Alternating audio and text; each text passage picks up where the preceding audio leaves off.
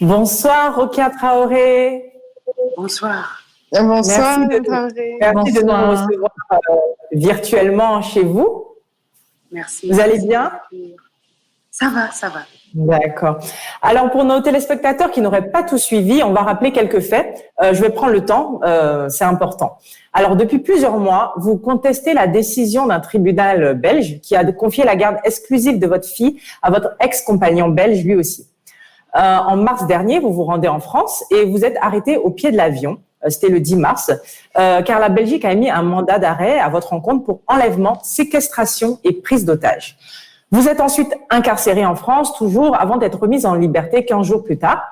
Et une fois que vous avez été remise en liberté, sous contrôle judiciaire toujours, vous avez interdiction de quitter le territoire français. Et pourtant, il y a quelques jours à peine, vous décidez de partir sur un vol privé direction Bamako. Alors, ma première question est simple. Pourquoi avoir décidé de quitter la France comme ça? Alors, déjà, l'instinct d'une mère. Pendant 2 mois, j'ai été retenue avec mes 2 enfants de 14 et 5 ans au Mali. Bien sûr, il y a une organisation en place pour qu'ils continuent à avoir une vie normale, mais sans leur mère, qui est la seule personne avec qui ils ont grandi. Voilà, je me suis séparée 2 fois. Ma deuxième union, on n'a pas eu le temps de finir toutes les procédures que nous pensions entreprendre au niveau civil, c'est-à-dire le mariage civil. On n'a pas eu le temps d'en arriver là avant de nous séparer. Donc c'est comme ça arrive. Et on n'a pas eu le temps d'habiter ensemble non plus, parce qu'on se rencontre à des âges déjà où chacun a des réalités professionnelles et humaines et sociales dans des pays précis. Et on ne peut pas, je ne peux pas quitter le Mali, aller habiter en Belgique parce que j'ai ma fondation au Mali, et lui ne peut pas quitter la Belgique, venir habiter avec moi au Mali parce qu'il est d'abord directeur d'un théâtre en Belgique et ensuite directeur d'un festival depuis 2015 à Marseille. Donc voilà, mes enfants sont seuls ici pendant 2 mois. J'en pouvais plus de les avoir par téléphone, par toutes les applications, me posant la question, mais tu partais 3 jours, on ne comprend pas, avec tous les changements depuis mon départ liés au Covid, l'école depuis online, avec des choses à télécharger, des devoirs à faire, et moi en même temps dans cette affaire où le détail est que j'étais sous contrôle judiciaire en France en attendant d'être extradée en Belgique. Parce que la France, en première instance, avait décidé de m'extrader de toute façon. J'avais fait un recours en cassation auquel je ne croyais pas tant que ça, parce que cette procédure a duré 1 an, plus d'1 an. J'ai été arrêtée et mise en garde à vue 3 fois. Et moi, toujours disant, je n'habite pas en Belgique. Vous m'avez envoyé une citation à comparaître par email un 1er mai pour m'avertir d'une audience pour une procédure en cours le 6 mai. Sachant que le 1er mai cette année-là était un mercredi ou un jeudi, c'était un long week-end, donc j'ai en gros eu 2 jours pour trouver un avocat en Belgique, espérant, enfin croyant, qu'il suffisait de faire comprendre que ne serait-ce que la manière d'adresser la citation à comparaître est déjà une preuve de l'incompétence juridictionnelle de la Belgique. Je n'habite pas en Belgique. Et le juge ne veut rien entendre dès le départ. Elle estime, malgré les certificats de fréquentation de mes enfants au Mali, pas seulement la petite qui va en maternelle depuis 2017 au Mali, avec tous les certificats de fréquentation, tous ce qu'on appelle en anglais les report cards, parce qu'elle fréquente une école qui enseigne en anglais, tous les trimestres de chaque année. L'attestation de fréquentation du frère aîné dans une école internationale aussi, qui signifie que depuis 2016, il est là et de manière régulière jusqu'à nos jours, sachant qu'il s'agit de 2019. Donc pour moi, le juge va comprendre qu'il s'agit d'une manipulation dans le cadre d'une séparation, et sachant qu'un juge aux affaires familiales voit en premier lieu l'intérêt de l'enfant, et que c'est en cela qu'il y a des règles concernant la compétence juridictionnelle qui fixent le premier élément de détermination de la compétence juridictionnelle d'un pays donné comme étant les attaches de l'enfant avec le pays, et qu'on peut juger à travers la fréquentation scolaire, à travers les langues parlées par l'enfant, etc. Donc je n'ai aucun doute jusqu'à ce stade, Et pourtant, à ma grande surprise, une décision est prise. Il me demande d'amener l'enfant au père avec les billets d'avion à ma charge et prévoyant un débat au fond par la suite. Donc, je suis tout de suite intriguée. Je me dis, qu'est-ce que c'est que cette justice? Je commence à me connecter avec d'autres mères, avec des avocats pour comprendre, expliquer mon cas. Toutes les mères qui ont eu à affronter la même situation me disent surtout n'amène pas ta fille. Nous, on n'a jamais vu nos enfants. Il y en a qui n'ont le droit de voir leur enfant que 2 fois par an, des fois avec un parloir, avec quelqu'un en leur présence. On s'est dit, et certains m'ont conseillé, surtout, si tu bois, fais attention, parce que si on te fait un test, on va dire que tu es alcoolique. Ne prends pas de médicaments, tiens bon, ne déprime pas, parce que dès que tu piques une dépression, ça augmente les arguments pour te retirer l'enfant. Je suis une mère. On me dit tout ça, y compris aussi des fois des avocats de ces femmes-là, me disant, si vous amenez l'enfant, vous ne l'aurez plus. Et donc, je me dis, OK, je continue la procédure, mais je n'amène pas ma fille. Donc, je continue à constituer des avocats. Je me présente à cette audience-là qui était prévue et qui s'est décidée en même temps qu'on me demandait d'amener mon enfant à mon ex-conjoint avec les frais de billets d'avion à ma charge. Et donc, je me présente, l'audience se passe. J'ai été très mal défendue. J'ai eu beaucoup de mal à trouver des bons avocats. La première, je vous passe les détails parce qu'il faut une semaine pour prendre ce dossier. Donc, c'était mon deuxième avocat. Je prends le billet d'avion du Mali. Je prends les chambres d'hôtel en charge, etc. pour être à cette audience à Bruxelles. J'arrive, mon avocat n'est pas là. Son associé qui m'avait dit qu'il serait là n'est pas là. Avec 14 minutes de retard exactement, déboule dans la salle d'audience une jeune fille disant qu'elle était désolée, qu'elle a dû prendre le dossier en cours, que son confrère ne pouvait pas être là. Elle s'excuse auprès du juge en disant « je ne connais pas le dossier ». Et c'est là que je découvre qu'on était passé de la demande d'un partage de la garde qui ne faisait pas de problème, puisque de toute façon, il voyait l'enfant pendant les vacances, il venait la voir au Mali. C'est d'ailleurs pour ça qu'il a pu faire des photos qu'ils vont montrer dans son dossier comme étant des preuves d'attache avec la DEC. Et donc, j'étais déjà surprise de la démarche de demander un respect de ses droits de visite parce qu'ils n'avaient jamais été violés, même sans jugement. Et ensuite, je découvre au moment là de cette audience, c'est cette jeune avocate qui explique que son confrère, qui n'a pas pu lui-même, qui l'envoie, avait reçu le vendredi, le week-end avant l'audience, qui était un mardi ou un lundi, un dossier où finalement il demandait la garde totale de l'enfant avec retrait de mon autorité parentale pour des arguments. C'est dans ce sens que le jugement va finalement. Moi, je le découvre au moment de l'audience. Évidemment, cette jeune avocate demande au juge de ne pas prendre en compte cette dernière demande de la partie adverse parce qu'ils n'ont pas eu le temps d'étudier, bien sûr, parce que moi, l'intéressé, leur cliente, je n'étais même pas au courant. Et le juge dit, ben non, je ne ferai pas ça. Je vais tenir compte de cette demande-là. Voilà, l'audience est faite, on m'entend, je donne les arguments. Et puis, je sens beaucoup, on parle beaucoup de ma grande carrière, ne permettant pas de m'occuper d'enfants. Cette grande carrière aussi qui fait que, en gros, un sous-entendu que je prendrai la justice belge de haut. Et je n'oublierai jamais, parce qu'à un moment décontenancé déjà du fait de ne pas avoir d'avocat concrètement, puisque ça se passe comme ça, mais votre honneur, j'ai quand même fait l'effort de prendre un billet d'avion, une chambre d'hôtel, pour venir vous entendre, alors que je n'habite pas ici, ma fille n'habite pas ici. Elle me regarde dans les yeux, elle me dit, mais vous n'avez pas le choix. Donc, on s'en va de là et sort cette décision où on me demande cette fois-ci, ça n'est plus un droit de visite, mais on donne la garde exclusive à mon ex-conjoint en disant que l'autorité parentale est partagée, mais il a le droit d'inscrire l'enfant à l'école de son choix, sachant qu'il vient porter plainte à Bruxelles alors qu'il habite à Marseille à l'époque. Mais il a gardé un appartement à Bruxelles. Donc, de dire qu'il a le droit d'inscrire l'enfant où il veut permet aussi, tout en disant qu'il habite Bruxelles, de finalement aller l'inscrire à Marseille. Puisque d'ailleurs, dans le dossier, il fournit des preuves d'une école qui veut bien prendre l'enfant, d'une nounou qui est de Marseille, etc. Et puis, on met un débat au fond où on allait déterminer le droit de visite et par la même occasion aussi tout ce que je dois payer comme montant. Donc, c'est ce qui se passe par la suite. En bref, on aboutit à un dossier. Moi, je fais appel encore à nouveau tout de suite.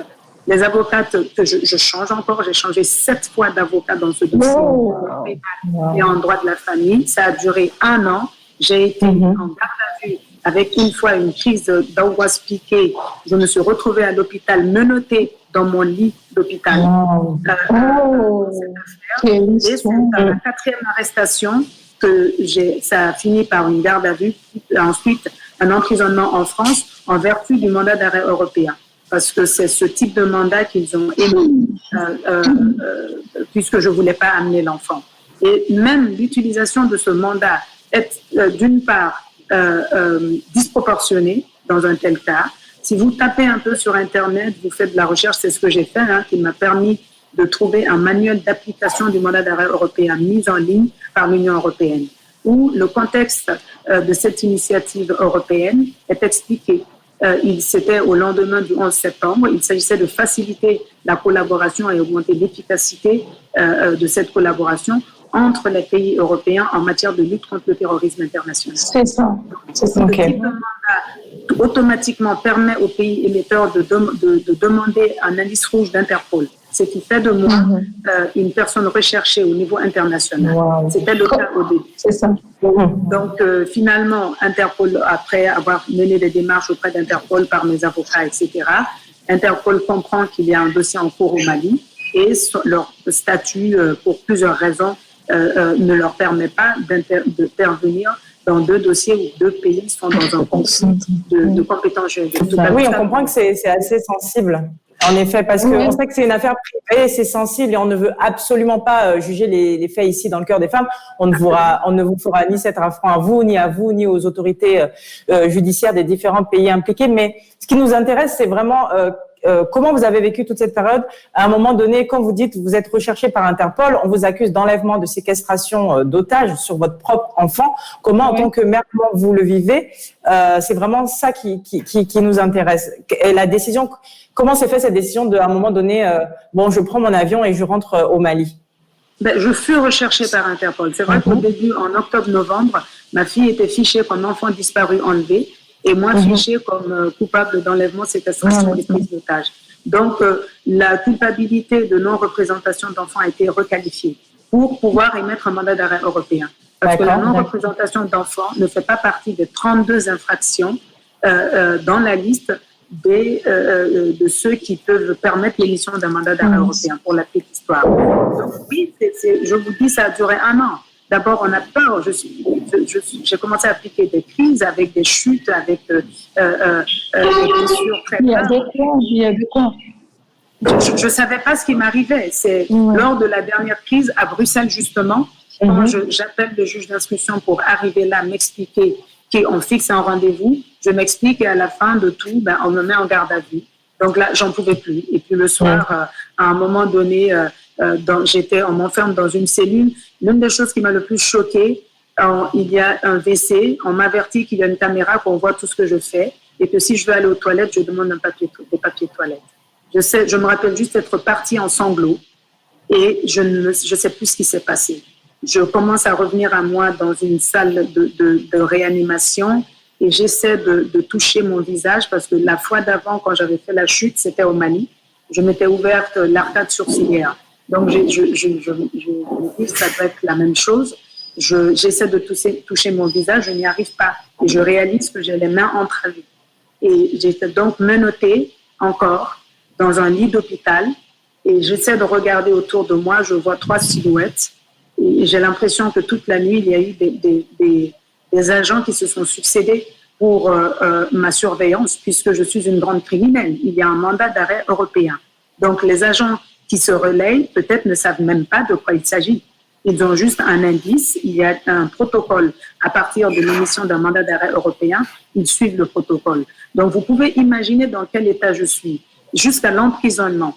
J'arrive à Fleury. Une chose extrêmement... Il y a des choses comme ça, des étapes qui me choquent dans cette histoire. Je n'ai jamais été dans un commissariat que pour des démarches administratives.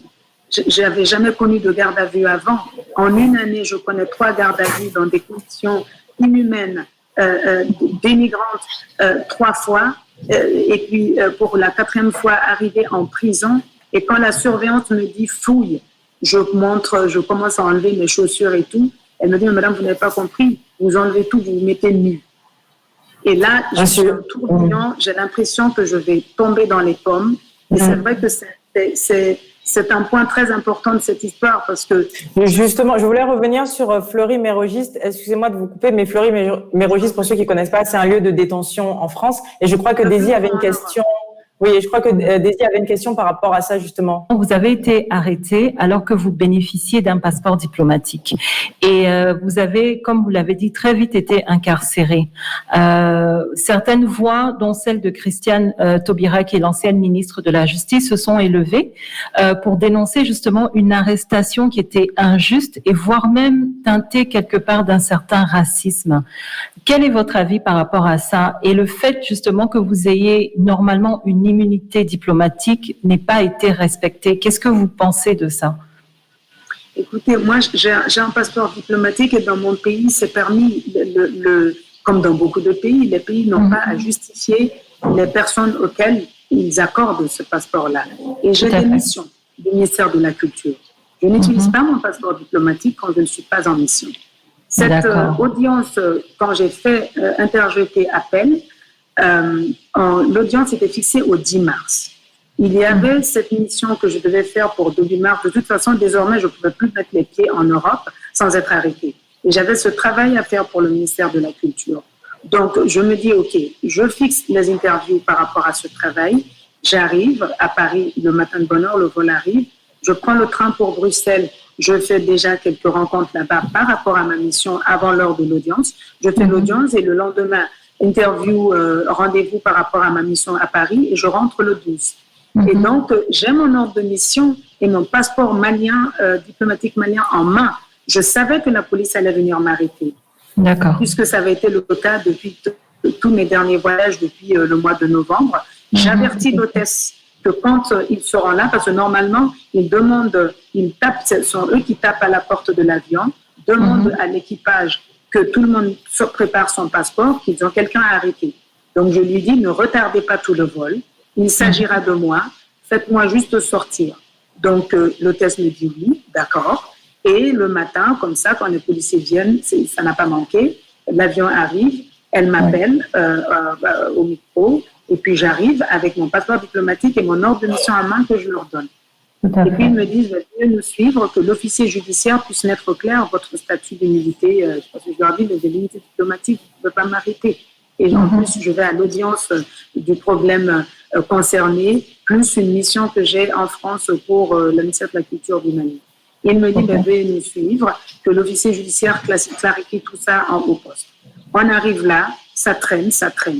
À un moment, l'officier judiciaire vient m'annoncer que je suis en rétention judiciaire. Je lui dis, mais est-ce que vous avez parlé à l'avocat général de mon immunité diplomatique? Il me regarde droit dans les yeux et il me dit, l'avocat général a dit qu'elle s'en fiche, pour la petite histoire.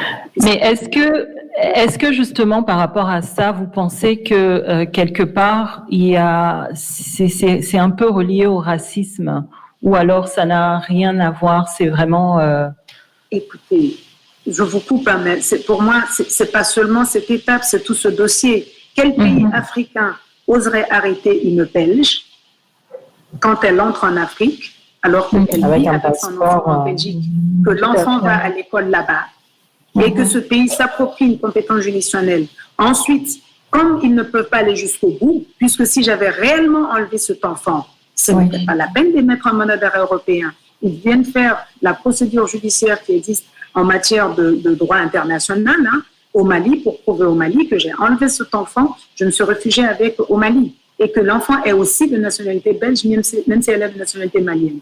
À ce moment-là, les autorités maliennes auraient été obligées de coopérer et rapatrier l'enfant.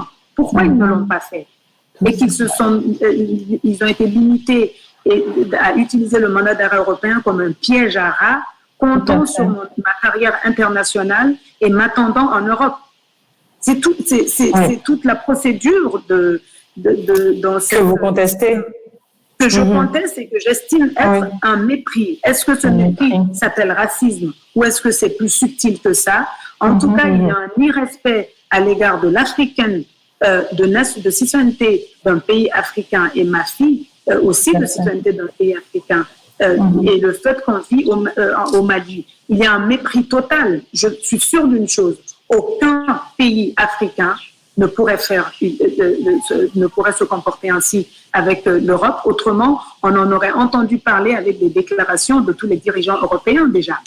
Tout à fait, absolument. Absolument. Aujourd'hui, vous avez retrouvé votre fille. Déjà, comment va-t-elle? Comment elle se sent? Est-ce qu'elle a compris ce qui se passait? Et comment vous avez réussi à lui expliquer en fait tout ce qui se passait, les enjeux? Parce qu'on est toutes des mamans ici, on sait qu'on est prête à tout, on est prête à tout pour récupérer nos enfants. Mais est-ce qu'en défiant aussi la loi, votre fille ne va pas en souffrir d'une certaine manière?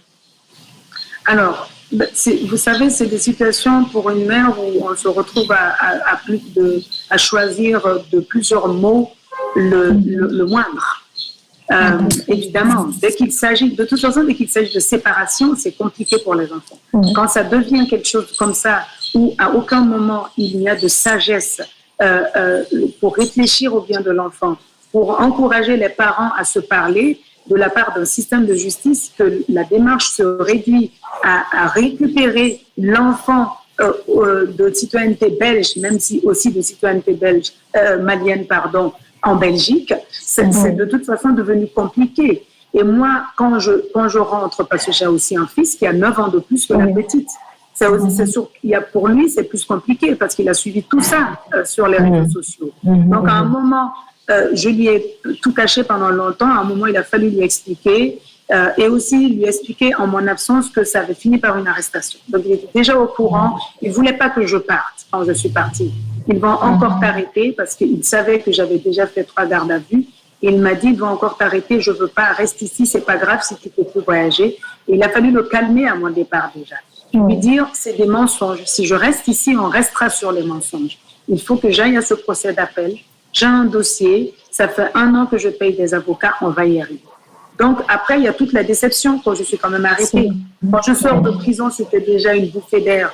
J'arrive à leur parler. La petite, je ne veux pas tout expliquer de comment ça se passe avec elle parce qu'il y a une procédure judiciaire en cours au Mali. Donc, il ne faut pas nuire à cette procédure en allant révéler des choses qui, pour le moment, ne sont pas jugées. Et donc, mais elle va très bien. J'ai toujours été très présente. Vous savez, il y a aussi la caricature de la grande artiste. Combien de fois j'ai entendu, madame est une immense artiste, elle fait des visites pour l'UNHCR où elle amène sa fille, on fait des mensonges, c'est pas vrai. Et on m'accuse de ma carrière et c'est une manière très douloureuse d'entendre dire qu'on a du talent. Madame a un immense talent, elle ne peut pas se passer de créer des spectacles et voyager. Et donc, c'est des a priori. On en souffre beaucoup. Et or, j'ai toujours été très proche de mes enfants.